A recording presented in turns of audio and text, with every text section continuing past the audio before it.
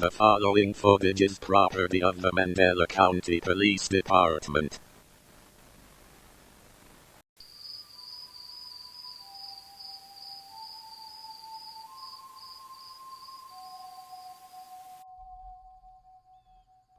I can hear the whistling again.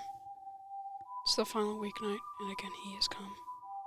Whistling that little ditty, repeating it again and again, enough times to drive the sanest of men crazy.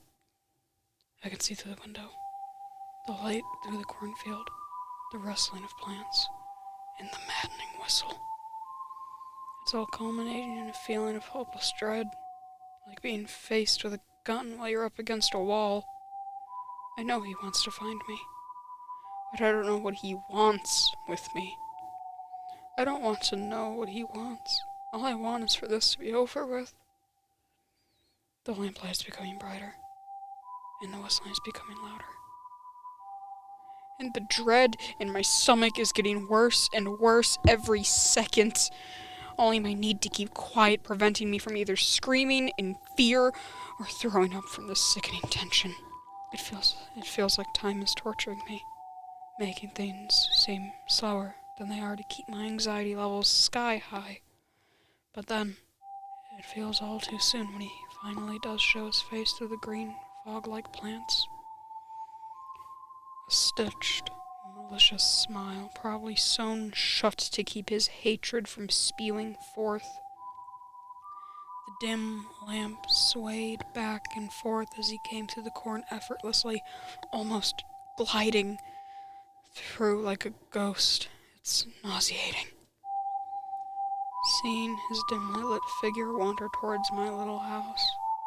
But it's even worse trying to figure out what he wants from me. Does he want me dead? Does he want me to go mad? I can't tell!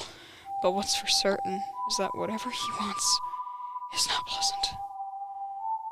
My gut tells me to make a run for it, but I know that he's faster. The times I've tried have usually been worse, or at least the most terrifying. I feel his cold, clammy hand on my shoulder. That's how close it got. He's at the door. I can hear it slowly creaking open. God knows how he can open a locked door, but at this point, I'm too frightened to care. I hide in my cupboard, sweat dripping out of me like a water balloon that got punctured. The whistling is now right beneath me, and the constant creaking of floorboards gives me shivers every time I hear it. He's coming up the stairs, and a dim light is slowly creeping through the crack in the cupboard. Brighter and brighter, the whistling getting louder and louder. Every synapse in my body is getting so tense it hurts. The light stops getting brighter, and the whistling, like it's almost right next to my ear. I let out a breath. The whistling stops. No, oh God, no, he knows where I am. He'll find me and it'll all be over. I can't hear his breathing. I can't hear his whistling. Just footsteps getting closer and closer. A few seconds go by. No noise. No whistling. Just infinitely tense silence. Then the whistling begins again. He walks away, leaving me in my scared stupor. The door closes, the light fades, and I'm left dreading next week, and dreading that maybe, next time, I won't be so lucky. I can't see the light outside, and I can hear my door creaking open.